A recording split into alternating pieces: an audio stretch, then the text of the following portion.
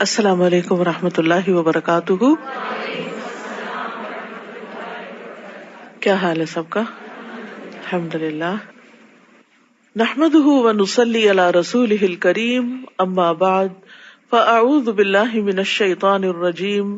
بسم اللہ الرحمن الرحیم. رب اشرح لی صدری ویسر لی امری واحلل عقدۃ من لسانی یفقہوا قولی. علم کو عمل کے لیے سیکھنا چاہیے.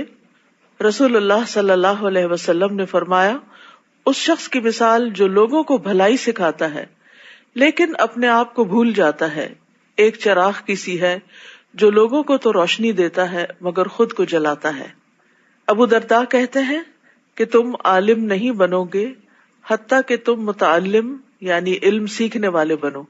یعنی کوئی شخص جب تک علم سیکھتا نہیں اس وقت تک عالم نہیں بنتا، اور تم علم سے عالم نہیں بن سکتے، یعنی صرف سیکھنا بھی کافی نہیں حتیٰ کہ تم اس پر عمل کرو.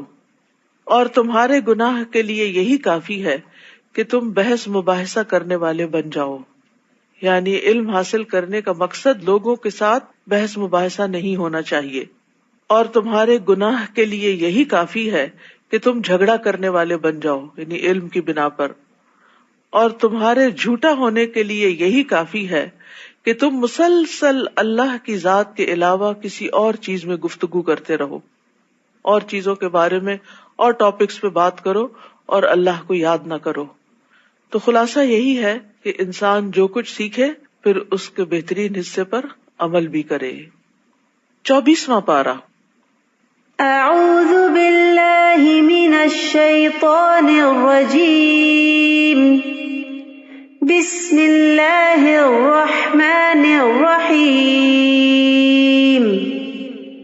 فمن اظلم ممن كذب على الله وكذب بالصدق اذ جاءه أليس في جهنم مثوى للكافرين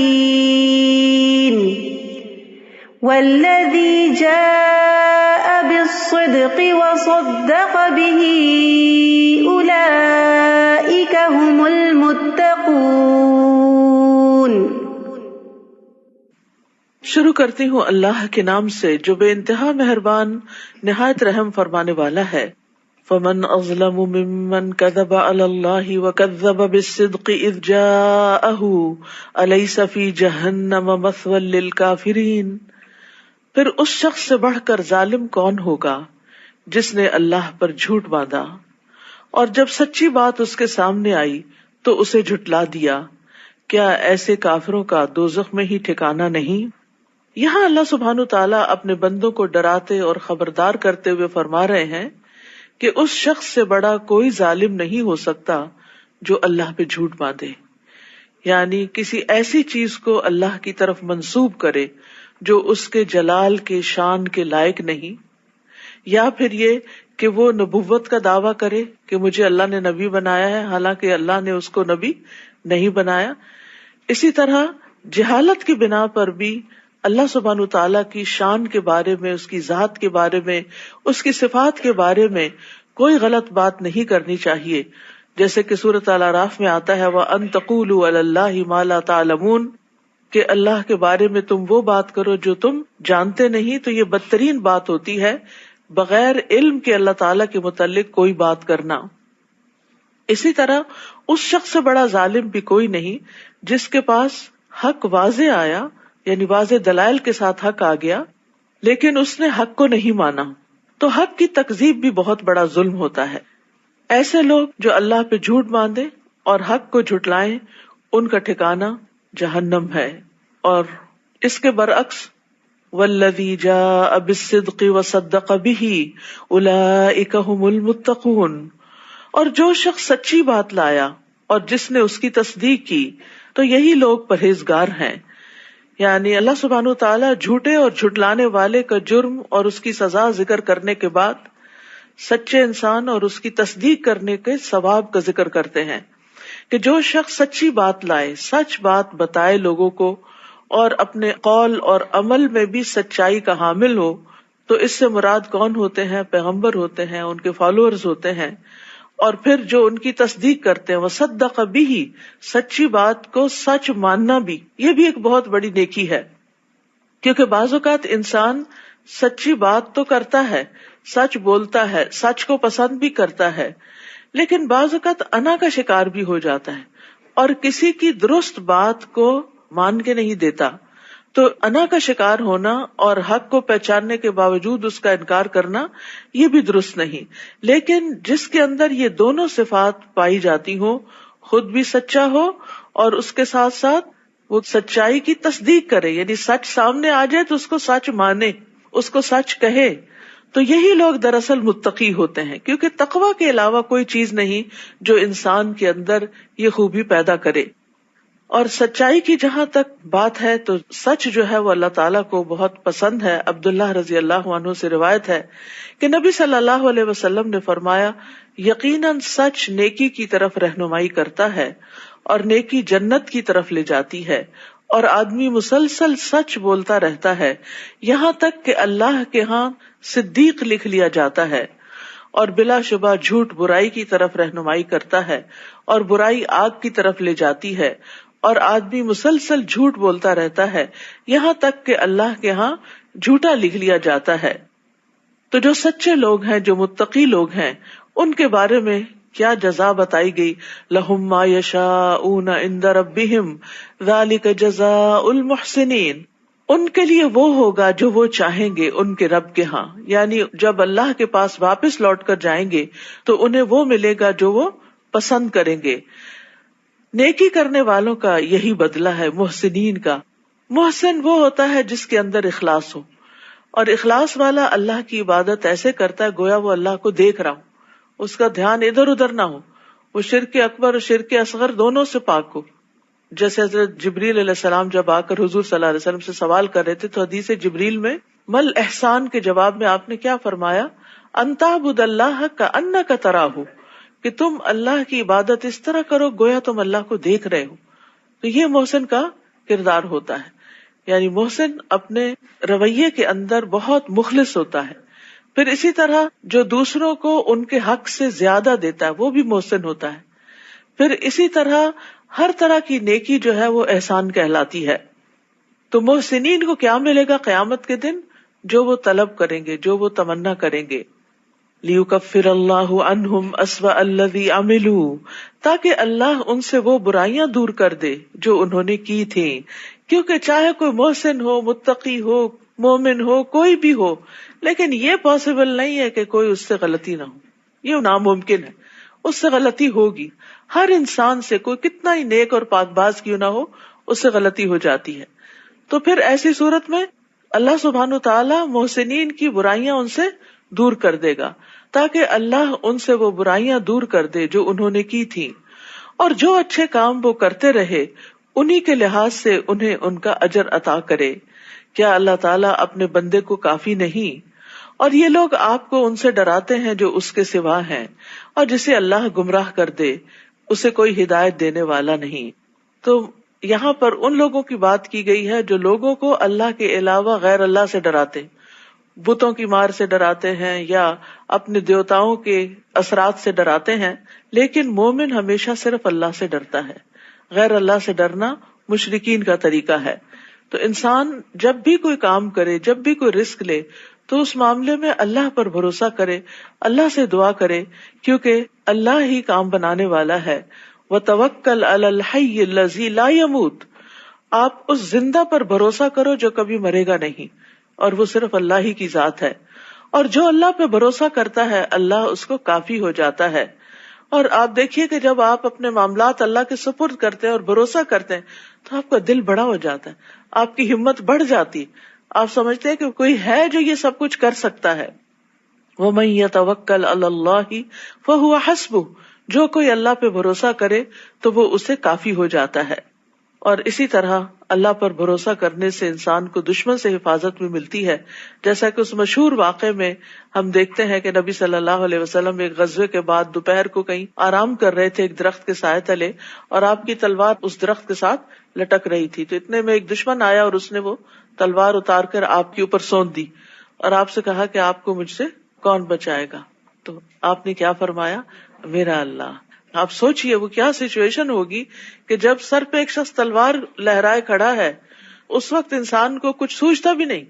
لیکن انبیاء کا ایمان کامل ایمان ہوتا ہے جس کے اندر توکل بھی ہوتی ہے، کیونکہ توکل بھی ایمان کا حصہ ہے.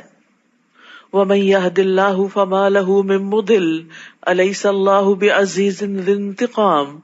اور جسے اللہ ہدایت دے دے اسے کوئی گمراہ کرنے والا نہیں. کیا اللہ سب پر غالب اور انتقام لینے والا نہیں؟ اور اگر آپ ان سے پوچھیں کہ آسمانوں اور زمین کو کس نے پیدا کیا تو یقیناً کہیں گے کہ اللہ نے.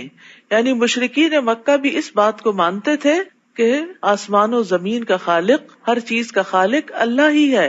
ان کے پتھر اور لکڑی کے بت کسی چیز کو پیدا کرنے کے قابل نہیں، بلکہ انہوں نے خود ہی ان کو بنایا ہے. تو یقیناً کہیں گے کہ اللہ نے. آپ انہیں کہیے بھلا دیکھو جنہیں تم اللہ کے سوا پکارتے ہو، اگر اللہ مجھے کوئی تکلیف پہنچانا چاہے تو تمہارے معبود اس کی پہنچائی ہوئی تکلیف کو کیا دور کر سکتے ہیں؟ نہیں. یا اگر وہ مجھ پر رحمت کرنا چاہے تو یہ اس کی رحمت کو روک سکتے ہیں؟ نہیں. آپ ان سے کہیے مجھے اللہ کافی ہے اور بھروسہ کرنے والے اسی پر ہی بھروسہ کرتے ہیں. قل حسبی اللہ علیہ یتوکل المتوکلون. سورۃ الزمر جو ہے اس میں توحید کا سبق ہے، اور توکل بھی توحید کا ایک حصہ ہے. اور اس توکل کے لیے جو الفاظ استعمال کرنے چاہیے وہ بھی یہاں سکھا دیے گئے ہیں. آپ کہہ دیجئے کہ قل حسبی اللہ، کہ اللہ مجھے کافی ہے. یہ کلمہ جو ہے حسبی اللہ ایک مبارک کلمہ ہے جو دو مقامات پر کہا جاتا ہے. ایک نفع حاصل کرنے کے موقع پر، یعنی جس وقت انسان کو کوئی فائدہ حاصل کرنا ہو، اور دوسرے نقصان کو دور کرنے کے موقع پر.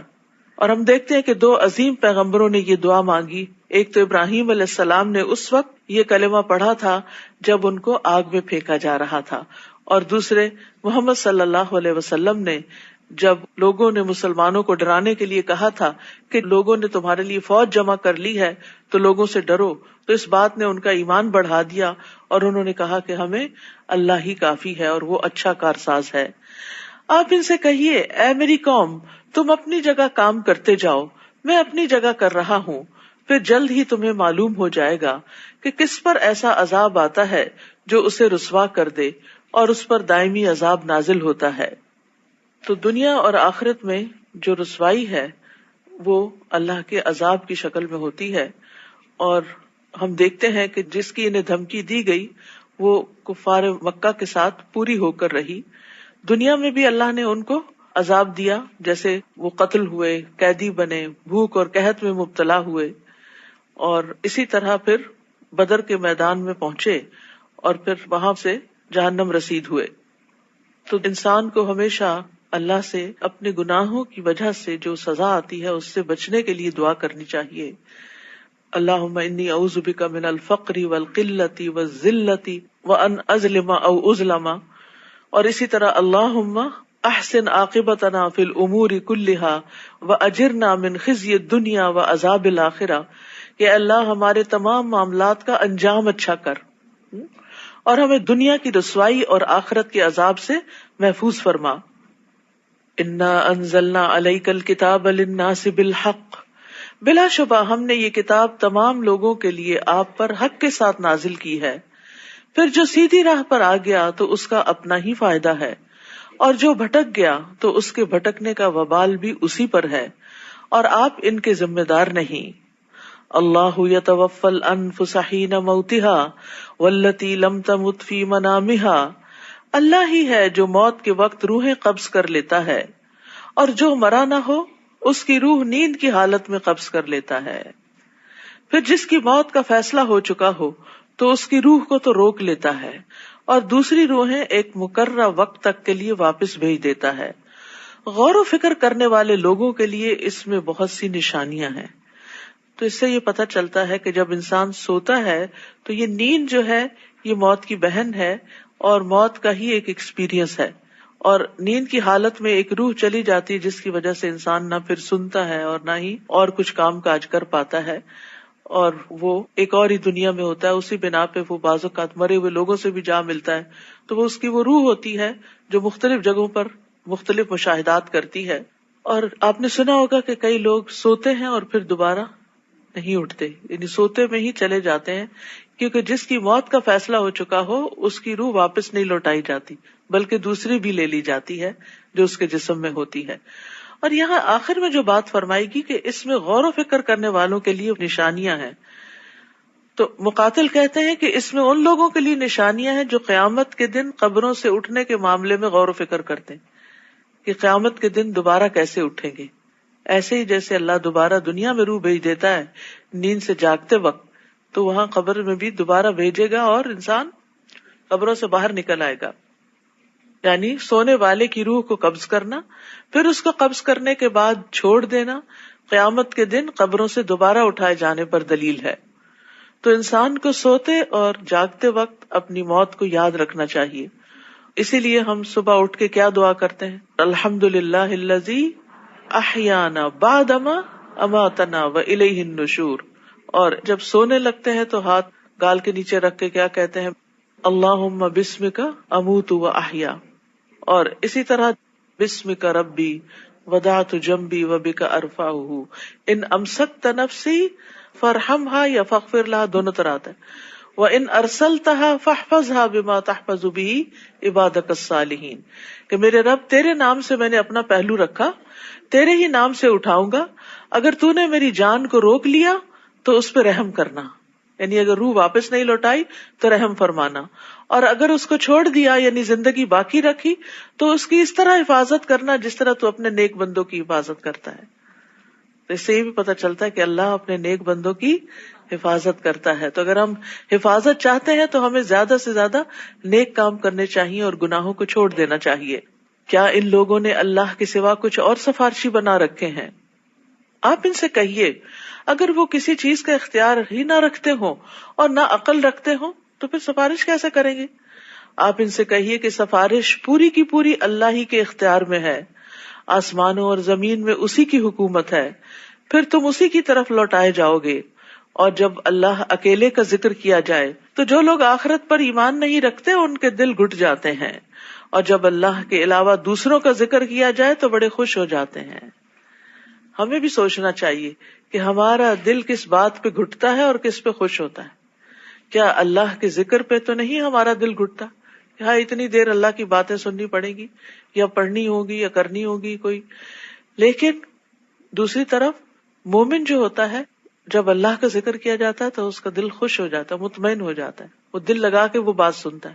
اور مشرکین کیا کرتے تھے؟ غیر اللہ کے ذکر سے خوش ہوتے تھے اور اللہ کے ذکر پر ان کے دل گھٹ جاتے تھے۔ اور یہ ہر انسان پہ ویری کرتا ہے کہ وہ کس چیز کو پسند کرتا ہے، کیونکہ جو جس چیز کو پسند کرتا ہے اس کا ذکر آتے ہی اس کے منہ پہ مسکراہٹ آ جاتی۔ یعنی آپ دیکھیے اپنی عام زندگی میں بھی کہ کون سی چیزیں ہیں جن کے ذکر سے بھی آپ خوش ہو جاتے ہیں، تو یقیناً وہ چیزیں ہوں گی جو آپ کی پسندیدہ ہیں، اور کون سی چیزیں ہیں جن کا نام سنتے ہی آپ کے اندر ایک وحشت اور گھبراہٹ شروع ہو جاتی ہے۔ تو اس سے بھی آپ اپنا جائزہ لے سکتے ہیں کہ آپ کہاں کھڑے ہیں، یعنی آپ کا ایمان کتنا ہے اور آپ کی دلچسپیاں کتنی ہیں۔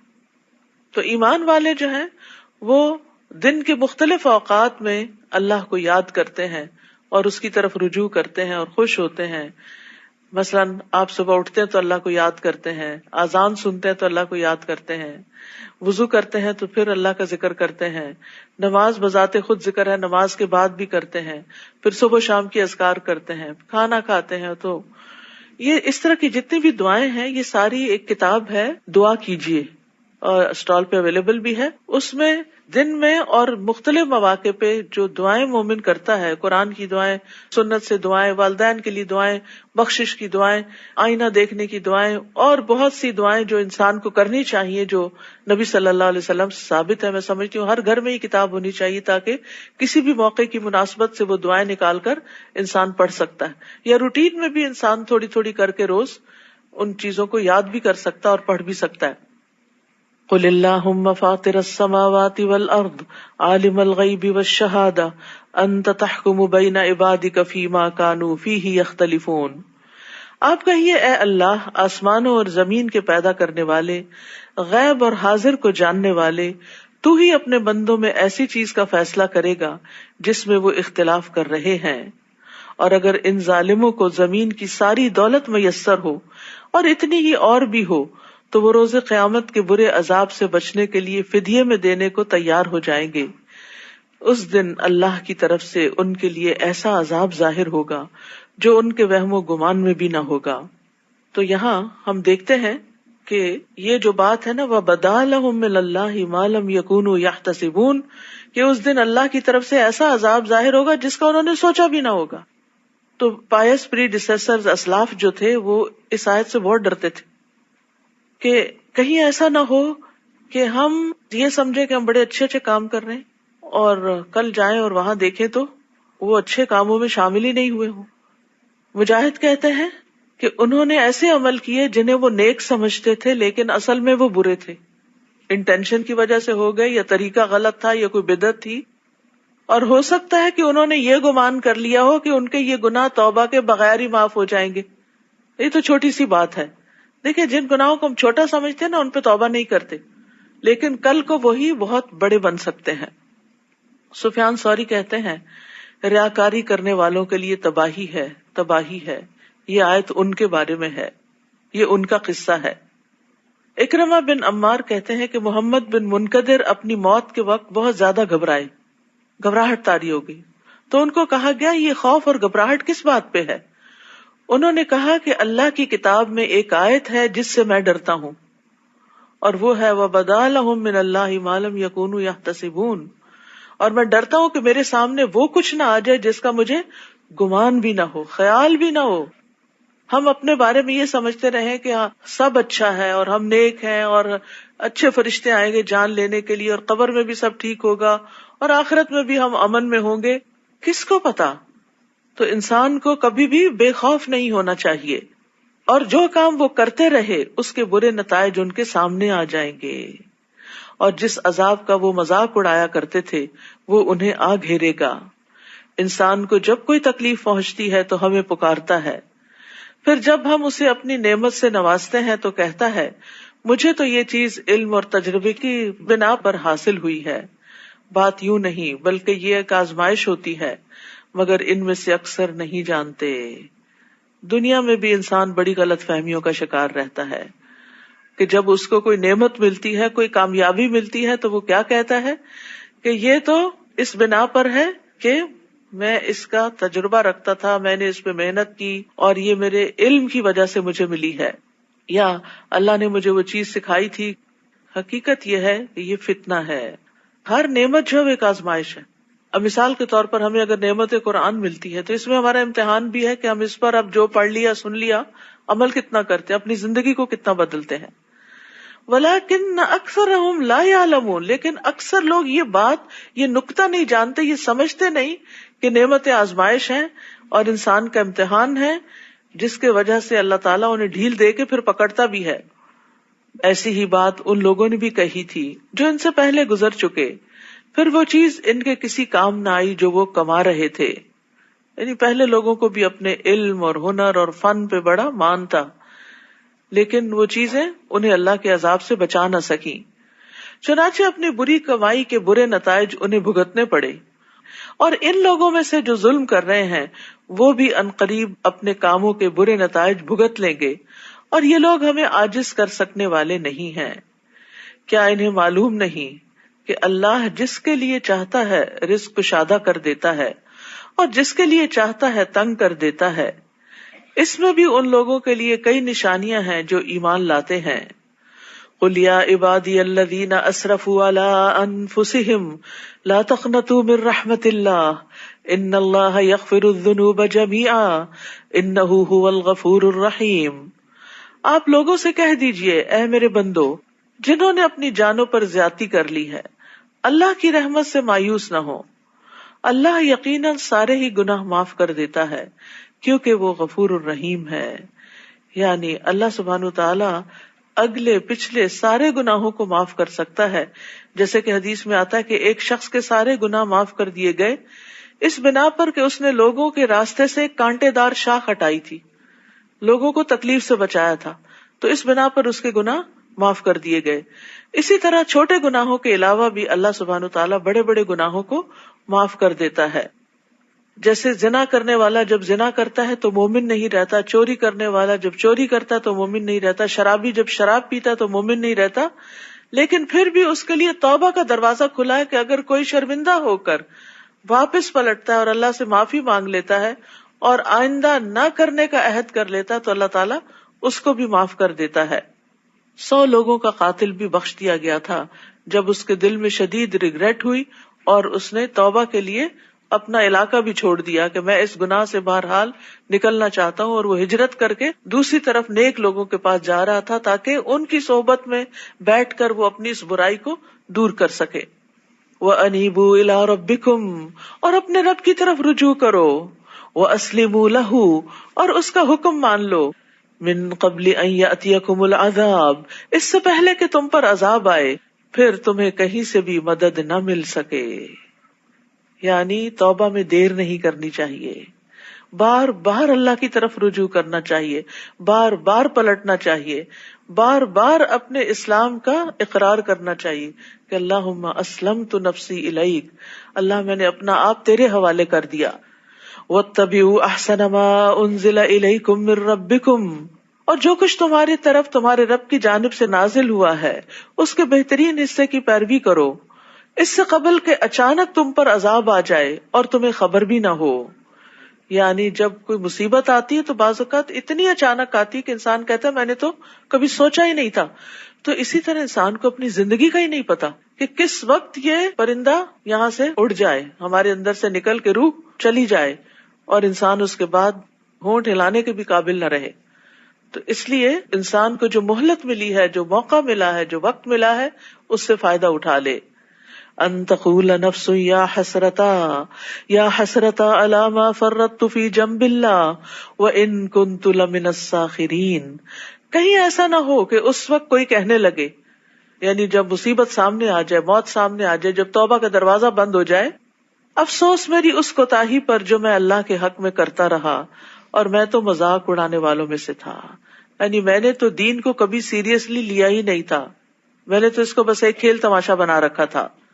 یا یوں کہے لو ان اللہ ہدانی لکنت من المتقین، اگر اللہ مجھے ہدایت دیتا تو میں بھی پرہیزگاروں میں سے ہوتا. یا جب عذاب دیکھے تو کہنے لگے لو ان لی کرۃ فاکون من المحسنین، مجھے ایک اور موقع مل جائے تو میں نیک کام کرنے والوں میں شامل ہو جاؤں. بلا قد جاءتک آیاتی فکذبت بها واستکبرت وکنت من الکافرین. اللہ فرمائے گا کیوں نہیں، تیرے پاس میری آیات آئیں تو تو نے انہیں جھٹلا دیا اور اکڑ بیٹھا، اور تو تھا ہی کافروں میں سے، انکار کرنے والوں میں سے، یعنی تو نے مان کر ہی نہیں دیا. وَيَوْمَ الْقِيَامَةِ تَرَى الَّذِينَ كَذَبُوا عَلَى اللَّهِ وُجُوهُهُمْ مُسْوَدَّةٌ، جن لوگوں نے اللہ پر جھوٹ بولا تھا قیامت کے دن آپ دیکھ لیں گے کہ ان کے چہرے سیاہ ہو رہے ہوں گے. پارے کا آغاز اسی بات سے شروع ہے کہ اس سے بڑا ظالم کون ہے جو اللہ پہ جھوٹ باندھے، اور یہاں اس کی سزا بتا دی گئی کہ جو اللہ پہ جھوٹ باندھتے ہیں قیامت کے دن ان کے چہرے سیاہ ہوں گے. کیا جہنم میں تکبر کرنے والوں کا ٹھکانہ نہیں؟ یعنی بہت ہے. وَيُنَجِّ اللَّهُ الَّذِينَ اتَّقَوْا بِمَفَازَتِهِمْ لَا يَمَسُّهُمُ السُّوءُ وَلَا هُمْ يَحْزَنُونَ، اور جو لوگ اللہ سے ڈرتے رہے اللہ انہیں ان کی کامیابی کی وجہ سے ہر جگہ پر نجات دے گا، انہیں نہ تو کوئی تکلیف پہنچے گی اور نہ وہ غمزدہ ہوں گے. اللہ خالق کل شیء وہو علی کل شیء وکیل، اللہ ہی ہر چیز کا خالق ہے، ہر چیز اللہ نے پیدا کی ہے اور وہی ہر چیز کا نگہبان بھی ہے، سب چیزوں کی نگرانی بھی وہی کر رہا ہے کہ یہ چیزیں کیسے کام کر رہی ہیں اس کی منشا کے مطابق یا نہیں. لہو مقالید السماوات والارض، آسمانوں اور زمین کی کنجیاں اسی کے پاس ہیں، سارے خزانوں کا مالک وہی ہے. اور جن لوگوں نے اللہ کی آیات کا انکار کیا وہی خسارہ اٹھانے والے ہیں. آپ ان سے کہیے اے جاہلو، کیا تم مجھے یہ مشورہ دیتے ہو کہ میں اللہ کے سوا کسی دوسرے کی عبادت کروں؟ افغیر اللہ تأمرونی اعبد ایھا الجاہلون، حالانکہ آپ کی طرف یہ وحی کی جا چکی ہے اور ان لوگوں کی طرف بھی جو آپ سے پہلے تھے کہ اگر آپ نے شرک کیا تو آپ کے عمل بھی برباد ہو جائیں گے اور آپ خسارہ اٹھانے والوں میں شامل ہو جائیں گے. یعنی شرک کا گناہ کسی سے بھی قابل قبول نہیں. تو اس لیے انسان کو سب سے زیادہ جس چیز کی فکر ہونی چاہیے وہ اپنی زندگی سے شرک نکالنے کی. اور وہ کب نکالے گا؟ جب اس کو پتا ہوگا کہ شرک ہے کیا. کیونکہ اگر یہ پتا ہی نہیں کہ شرک کیا ہے تو شرک سے نکلے گا کیسے انسان. تو اس لیے فَاعْلَمْ أَنَّهُ لَا إِلَٰهَ إِلَّا هُوَ، اس بات کا علم حاصل کرو کہ اللہ تعالیٰ ایک ہے. اور کون سی چیزیں اللہ کی ذات میں یا صفات میں شریک بن جاتی ہیں اور کیا کہنا شرک ہو جاتا ہے، ان باتوں کا خوب علم ہونا چاہیے، ورنہ تو اللہ سبحانہ تعالیٰ شرک کو معاف نہیں کرے گا. باقی گناہ تو چاہے سزا دیے بغیر معاف کر دے یا سزا دے کے معاف کرے. بل اللہ فاعبد وکم من الشاکرین، بلکہ آپ اللہ ہی کی عبادت کیجیے اور اس کے شکر گزار بن کر رہیے. اور ان لوگوں نے اللہ کی قدر نہیں کی جیسا کہ اس کی قدر کرنے کا حق ہے. قیامت کے دن ساری زمین اس کی مٹھی میں اور تمام آسمان اس کے دائیں ہاتھ میں لپیٹے ہوئے ہوں گے.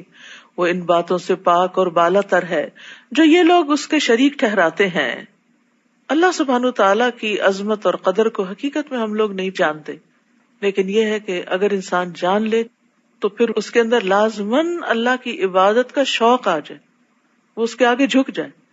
کیونکہ ہوتا یہ ہے کہ دنیا میں جب ہم کسی سے انسپائر ہوتے ہیں اور وہ ہمارے ہی جیسے انسان ہوتے ہیں، تھوڑی بہت اگر ان کی کوئی اچیومنٹ ہوتی ہے تو ہم ان کے آگے جھک جاتے ہیں، ان کے مطیع ہو جاتے ہیں، سرنگوں ہو جاتے ہیں. تو سوچئے کہ جو شخص اللہ کو پہچان لے پھر کیا وہ اللہ کے آگے نہیں جھکے گا؟ ہو ہی نہیں سکتا کہ وہ اللہ کے آگے پھر نہ جھکے. تو یہ اللہ کی ناقدری ہے، اللہ کو نہ پہچاننا ہے کہ انسان پھر اس کی طرف رجوع نہیں کرتا. عبداللہ ابن عمر کہتے ہیں کہ رسول اللہ صلی اللہ علیہ وسلم نے فرمایا، قیامت کے دن اللہ عز و جل آسمانوں کو لپیٹ لے گا، پھر انہیں اپنے دائیں ہاتھ میں لے کے فرمائے گا میں بادشاہ ہوں، کہاں ہے جبار، کہاں ہے تکبر کرنے والے. پھر زمینوں کو اپنے بائیں ہاتھ میں لے کر لپیٹے گا اور فرمائے گا میں بادشاہ ہوں، کہاں ہے جبار، کہاں ہے تکبر کرنے والے. تو اللہ کے سامنے تو کوئی پر نہیں مار سکتا. اس لیے جب ہم اللہ اکبر کہیں تو واقعی دل سے کہا کریں کہ وہی سب سے بڑا ہے. اور جب سور پھونکا جائے گا تو جو بھی آسمانوں اور زمین میں موجود مخلوق ہے سب بے ہوش ہو کر گر پڑیں گے مگر جسے اللہ بچانا چاہے. پھر جب دوسری بار سور پھونکا جائے گا تو فوراً سب کے سب اٹھ کر دیکھنے لگیں گے. وَأَشْرَقَتِ الْأَرْضُ بِنُورِ رَبِّهَا، اور زمین اپنے رب کے نور سے جگمگا اٹھے گی، چمک اٹھے گی، اور سب کی کتابیں اعمال لا کر رکھ دی جائے گی، بک آف ڈیڈ، اور انبیاء اور تمام گواہ حاضر کیے جائیں گے، اور لوگوں میں انصاف کے ساتھ فیصلہ کیا جائے گا اور ان پر ظلم نہیں کیا جائے گا. یہ تفصیل بتا دی گئی کہ یہ سب کچھ ہوگا کیسے. اس کے بعد بھی اگر کوئی شخص یہ سمجھے کہ پتہ نہیں حساب ہے کہ نہیں اور ملاقات ہے کہ نہیں اور جنت ہے کہ نہیں اور جہنم ہے کہ نہیں، یقین ہی نہ ہو اس کے اندر، تو پھر اس کا طرز عمل کیسے بدل سکتا ہے. تو اب یہ تو قرآن ہمیں بتا رہا ہے نا کہ اس دن زمین کیسی ہوگی اور کس طرح نامہ اعمال رکھا جائے گا اور کس طرح انبیاء اور گواہ آ جائیں گے اور پھر ہر شخص کا فیصلہ کیا جائے گا، ہر شخص کے اعمال تولے جائیں گے. حدیث میں آتا ہے قیامت کے دن لوگوں کا حشر سفید اور سرخی آمیز زمین پر ہوگا، جیسے میدے کی روٹی صاف اور سفید ہوتی ہے، اس پر کسی چیز کا کوئی نشان نہ ہو.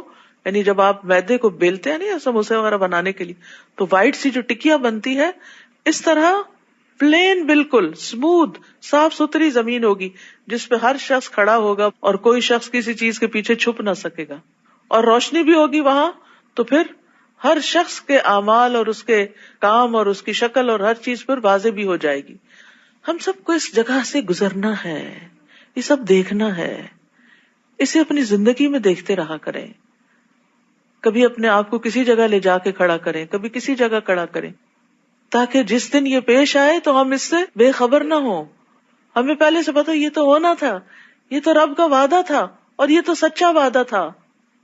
تو جو لوگ اس طرح اس دن کو یاد رکھتے ہیں اور اس کی تیاری کرتے رہتے ہیں، اس دن کے لیے پھر ان کو کوئی ہول نہ ہوگا، وہ امن میں ہوں گے. تو جب اللہ تعالیٰ قیامت کے دن لوگوں کا فیصلہ کرنے آئیں گے تب زمین اس کے نور سے روشن ہوگی. زمین پر روشنی سورج اور چاند کی وجہ سے نہیں ہوگی، کیونکہ سورج چاند تو لپیٹ دیے جائیں گے، ان کی روشنی ختم ہو جائے گی. اور یہ ہم پڑھتے ہیں نا کہ سورج حشر میں بالکل قریب آ جائے گا، تو یہ اس وقت ہوگا جب حشر میں وقوف لمبا ہوگا، ابتدا میں نہیں. اور ہر شخص نے جو عمل کیا ہوگا اسے اس کا پورا بدلہ دے دیا جائے گا، اور جو کچھ وہ کر رہے ہیں اللہ اسے خوب جاننے والا ہے. آپ دیکھیے جو لوگ جاب کرتے ہیں، جو کام کرتے ہیں، اور جب وہ ان کا کام مکمل ہوتا ہے، ان کا ویک مکمل ہوتا ہے یا مہینہ مکمل ہوتا ہے، تو ان کو سیلری ملتی ہے، تو وہ ان کے کام کی اجرت ہوتی ہے، ان کی مزدوری ہوتی ہے. اسی طرح قیامت کے دن بھی ہمارے اعمال کی اجرت ہمیں دی جائے گی، پورا پورا بدلہ، کیونکہ وہ بدلے کا دن ہے. تو انسان کو سوچنا چاہیے کہ اس دن کے لیے جو اعمال کر رہا ہے ان میں وہ کتنا سنجیدہ اور کتنا کمیٹڈ ہے. اور جن لوگوں نے کفر کیا ہوگا انہیں گروہ در گروہ جہنم کی طرف ہانکا جائے گا، یہاں تک کہ جب وہ جہنم پر پہنچ جائیں گے تو اس کے دروازے کھول دیے جائیں گے، اور اس کے داروغے انہیں کہیں گے کیا تمہارے پاس تمہیں میں سے رسول نہیں آئے تھے جو تمہیں رب کی آیات پڑھ کر سناتے؟ کیونکہ ہر شخص پڑھا لکھا نہیں ہوتا کہ خود سے پڑھ سکے، تو اس لیے پڑھ کے سنانے کی جب بات کی گئی تو حجت ہی تمام کر دی گئی. اور اس دن کے لیے پیش ہونے سے تمہیں ڈراتے تھے.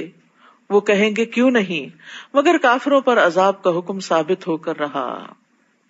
اب یہ ہے کہ کفار کے بھی مختلف گروہ ہوں گے، یعنی جس طرح کے مجرم ہوں گے وہ ایسے لوگ اکٹھے کر دیے جائیں گے، مخصوص دروازے سے داخل ہوں گے. اسی طرح متقی لوگوں کے بھی الگ الگ گروہ ہوں گے، کوئی مقربین ہوں گے اور کوئی صالحین ہوں گے اور کوئی انبیاء ہوں گے، شہداء ہوں گے. تو جنت کے بھی مختلف درجے ہیں اور مختلف لیولز ہیں، اور پھر جیسا جس کا عمل ہوگا. قیل ادخلوا ابواب جہنم خالدین فیہا فبئس مثوی المتکبرین. انہیں کہا جائے گا یعنی جہنم والوں کو کہ جہنم کے دروازوں سے داخل ہو جاؤ، تم ہمیشہ اس میں رہو گے، تکبر کرنے والوں کے لیے یہ کیسا برا ٹھکانہ ہوگا. اور جو لوگ اپنے رب سے ڈرتے رہے انہیں گروہ در گروہ جنت کی طرف چلایا جائے گا، یہاں تک کہ جب وہ اس کے پاس پہنچ جائیں گے اور اس کے دروازے پہلے سے ہی کھول دیے جائیں گے تو اس کے داروغے انہیں کہیں گے تم پر سلامتی ہو، خوش ہو جاؤ اور ہمیشہ کے لیے جنت میں داخل ہو جاؤ. تو یہاں جنتیوں کے گروہوں کا بھی ذکر ہے کہ ان کے تقوی کے لیول کے اعتبار سے ان کے گروہ بنیں گے. ابو ہریرہ کہتے ہیں کہ نبی صلی اللہ علیہ وسلم نے فرمایا پہلی جماعت جو جنت میں داخل ہوگی ان کے چہرے 14ویں رات کے چاند کی طرح چمکتے ہوں گے، اور جو ان کے بعد داخل ہوں گے وہ جگمگاتے ستاروں کی طرح ہوں گے.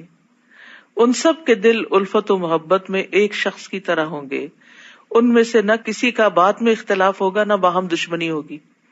یہ اہل جنت کی شان ہے کہ آپس میں نہ دل میں کوئی بات اور نہ زبان پہ کوئی بات، کوئی کلیشز نہیں ہوں گے، کوئی اختلاف نہیں ہوں گے، بلکہ ایک دل کی طرح ہوں گے، سب ایک دوسرے سے محبت کرتے ہوں گے. جنت کا دروازہ سب سے پہلے آپ صلی اللہ علیہ وسلم کے لیے کھولا جائے گا. رسول اللہ صلی اللہ علیہ وسلم نے فرمایا میں قیامت کے دن جنت کے دروازے پر آؤں گا اور اسے کھلواؤں گا، پھر جنت کا داروغہ کہے گا آپ کون ہیں؟ میں کہوں گا محمد. وہ کہے گا مجھے آپ سے پہلے کسی کے لیے دروازہ کھولنے کا حکم نہیں دیا گیا، یعنی آپ ہی ایک طرح سے افتتاح کریں گے، اوپننگ کریں گے، سب سے پہلے آپ انٹر ہوں گے اور پھر آپ کی امتی ساتھ داخل ہوں گے. اور اس وقت وہ کیا کہیں گے؟ وَقَالُوا الْحَمْدُ لِلَّهِ الَّذِي صَدَقَنَا وَعْدَهُ.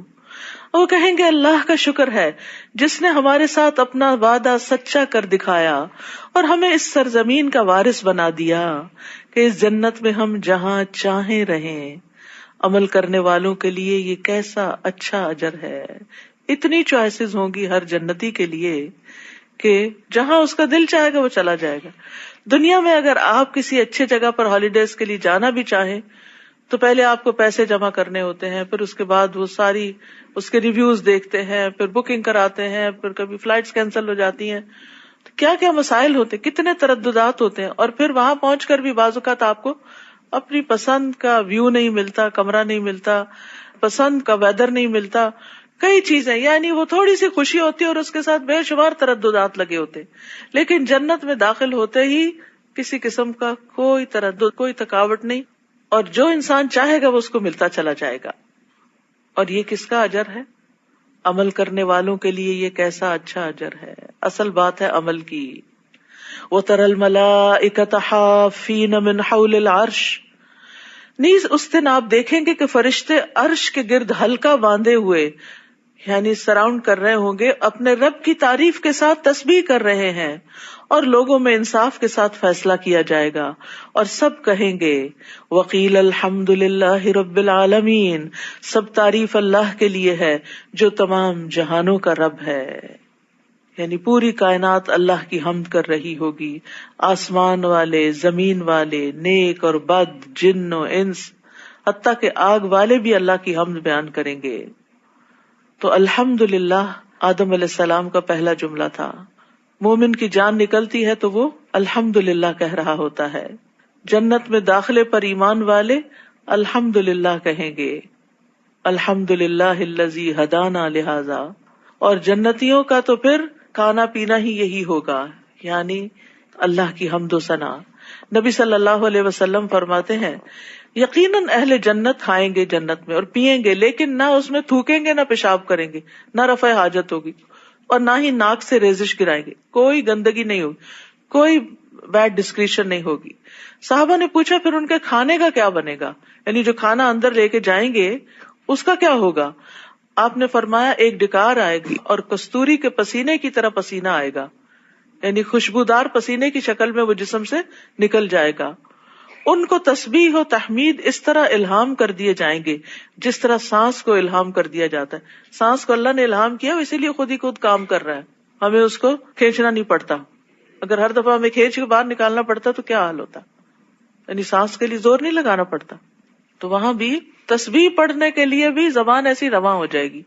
کچھ لوگ دنیا میں بھی اتنا اللہ کا ذکر کرتے ہیں کہ ان کی زبانوں پہ تسبیح پھر اٹکتی نہیں، چلتی چلی جاتی. اب دیکھیں کہ جب رات کو نبی صلی اللہ علیہ وسلم سوتے تھے تو تسبیح کرتے تھے، سبحان اللہ پڑھتے تھے، تسبیح کرتے تھے. تو آپ بھی ذرا تجربہ کر کے دیکھیں کہ کیا آپ کی زبان چلتی ہے، کیونکہ کچھ دن ہوتے ہیں جن میں انسان تسبیح کرتے کرتے سوتا ہے، اور کچھ دن ایسے ہوتے ہیں کہ جب زبان اٹکتی ہے.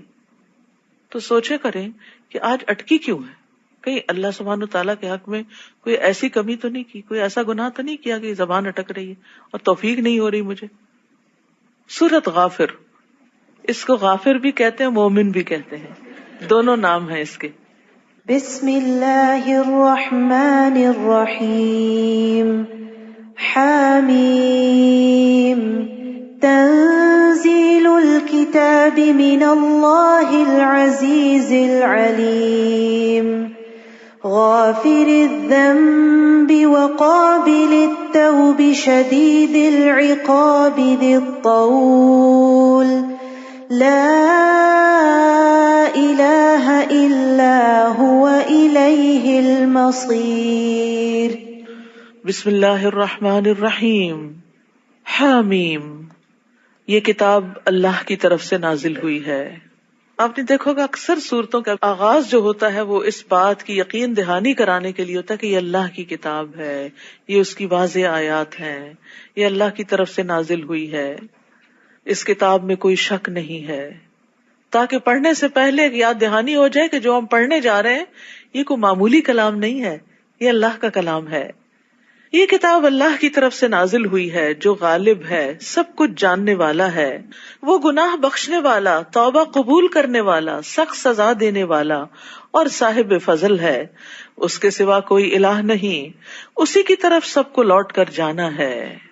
تو توبہ کرنے والے گناہگار کے لیے دو رحمتیں ہیں، ایک یہ کہ اللہ اس کی توبہ قبول کر لیتا ہے، دوسری یہ کہ اس کی توبہ کو نیکی بنا دیتا ہے، اور اگر وہ نادم ہو تو اس کے نامہ اعمال سے بھی مٹا دیا جاتا ہے، اور وہ ایسا ہو جاتا ہے جیسے اس نے گناہ کیا ہی نہ ہو.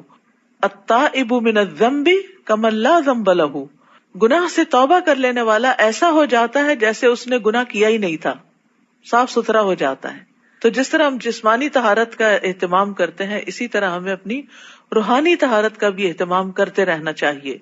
اس کو بڑھاپے کے لیے نہیں چھوڑ دینا چاہیے، حج عمرے کے لیے نہیں چھوڑ دینا چاہیے کہ وہاں جائیں گے تو توبہ کریں گے. ڈیلی بیسس پر توبہ ہونی چاہیے. ایک دن منہ نہ دھوئے تو آپ دیکھیں کیا حال ہوتا ہے آپ کا.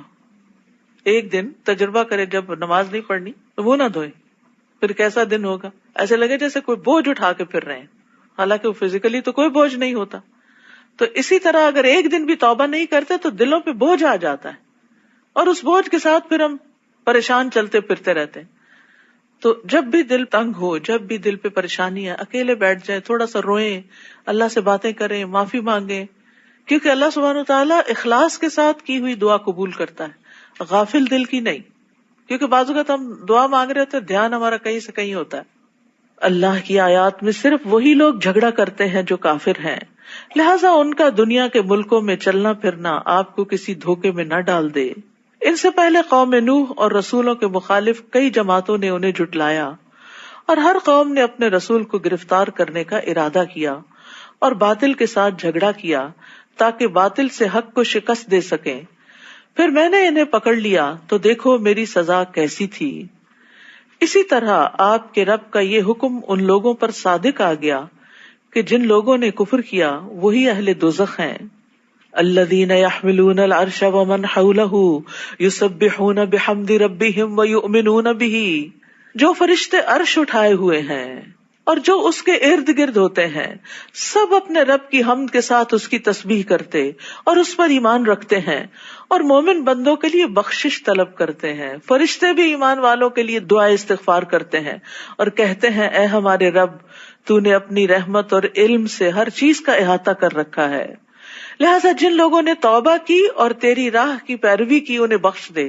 توبہ کرنے والوں کو بخش دے، سفارش کر رہے ہوتے ہیں، اور دوزخ کے عذاب سے بچا لے. کتنی بڑی خوشخبری ہے اس میں. تو کون ہے وہ فرشتے جو عرش اٹھائے ہوئے ہیں؟ وہ کتنے بڑے ہیں اس کے بارے میں حدیث میں آتا ہے، نبی صلی اللہ علیہ وسلم نے فرمایا مجھے یہ اجازت دی گئی ہے کہ میں اللہ کے عرش کے اٹھانے والے فرشتوں میں سے کسی فرشتے کے بارے میں بیان کروں کہ اس کے کانوں کی لو سے کندھے تک، یعنی یہاں سے لے کے نیچے کندھا، یہ بس اتنی سی جو ہمارا اتنا سا حصہ ہے، اس کے درمیان کا فاصلہ 700 سال کی مسافت جتنا ہے. یعنی اتنی لمبی گردنیں ہیں صرف ان کی. تو ان کے ہاتھ پاؤں اور باقی جسم کتنا بڑا ہوگا جو عرش اٹھائے ہوئے ہیں. عرش ساری مخلوقات میں سے، زمین اور آسمان اور کرسی، ہر مخلوق سے بڑی مخلوق ہے، ساری مخلوقات کی چھت ہے وہ ایک طرح سے. تو یہاں پر فرشتوں کی اور عام فرشتوں کی نہیں، ان فرشتوں کی سفارش ہے جو عرش اٹھائے ہوئے ہیں. اسی طرح کچھ اور اعمال بھی ہوتے ہیں جن کی وجہ سے فرشتے ہمارے لیے دعائیں کرتے ہیں. نماز کے بعد جائے نماز پہ بیٹھے رہنا اگر وقت اجازت دے، کیونکہ کچھ لوگ تو سلام ابھی آدھا ہی ہوتا ہے وہ پاؤں پہ کھڑے ہو جاتے ہیں. تو سکون سے نماز کے بعد کے اذکار کرنے چاہیے، الا یہ کہ واقعی حقیقی مجبوری ہو، کوئی بہت جلدی ہو. لیکن دن کی ہر نماز ہی تو جلدی نہ ہو، کوئی تو اللہ کے لیے بھی ہو. تو جتنی دیر انسان مصلی پہ ہوتا ہے اتنی دیر وہ اس کے لیے دعا کرتے رہتے ہیں. کیا دعا ہوتی ہے؟ اللہم اغفر لہ، اللہم ارحمہ، اللہ اس کو بخش دے، اللہ اس پہ رحم فرما. پھر ہے باوضو ہو کر سونا. جو شخص رات کو باوضو سوتا ہے اس کے بستر میں فرشتہ رات گزارتا ہے. جب بھی وہ رات کی کسی گھڑی میں نیند سے بیدار ہوتا ہے تو فرشتہ کہتا ہے اللہ اپنے اس بندے کو بخش دے، اس لیے کہ یہ باوضو ہو کر سویا تھا. پھر اگر کوئی بیمار ہو تو اس کی عیادت کے لیے جانے والوں کے لیے 70,000 فرشتے صبح کے وقت اگر کوئی عیادت کرے تو شام تک دعائیں کرتے ہیں، اور شام کے وقت کرے تو صبح تک کرتے ہیں.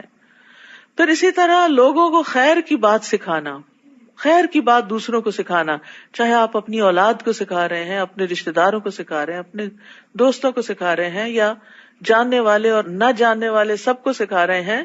تو رسول اللہ صلی اللہ علیہ وسلم نے فرمایا یقیناً اللہ اور اس کے فرشتے اور تمام اہل زمین اور آسمان، یہاں تک کہ چونٹی اپنے سوراخ میں اور مچھلیاں پانی میں اس شخص کے لیے دعائے خیر کرتی ہیں. یعنی اللہ تعالیٰ رحمت بھیجتے، فرشتے اور باقی مخلوق جو ہیں وہ دعائے خیر کرتی ہیں جو لوگوں کو بھلائی کی باتیں سکھاتا ہے. اصل میں عربی میں لفظ لا یصلون آتا ہے جس میں دونوں معنی پائے جاتے ہیں، تو ایک ہی لفظ چل جاتا ہے.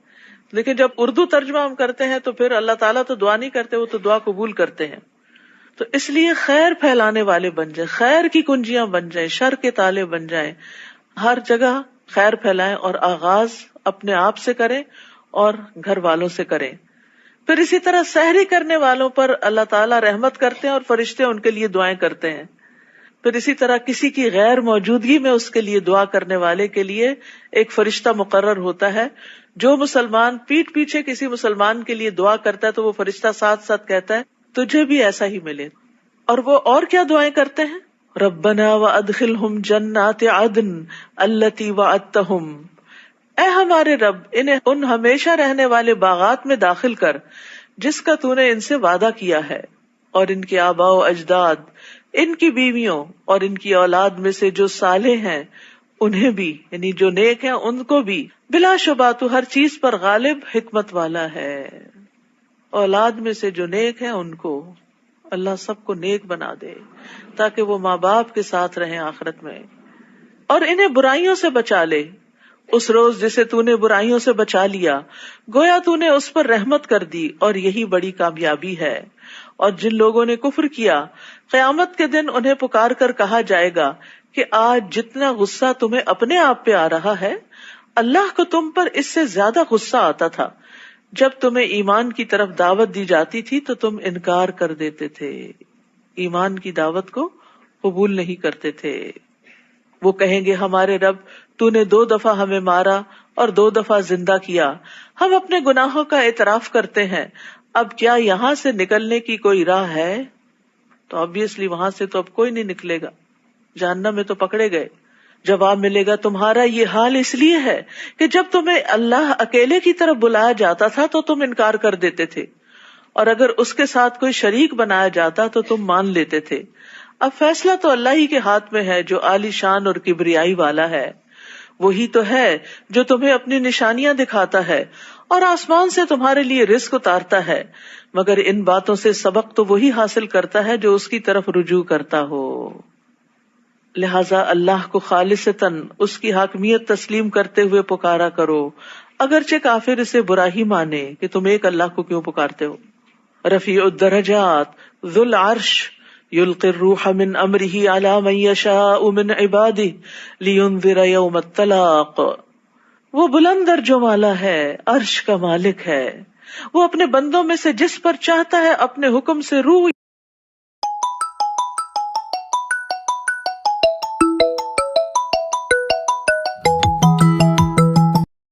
یعنی وہی نازل کرتا ہے تاکہ وہ لوگوں کو ملاقات کے دن سے ڈرائے، یعنی قیامت کے دن سے۔ تو اللہ سبحانہ وتعالیٰ اپنے عرش پر مستوی ہے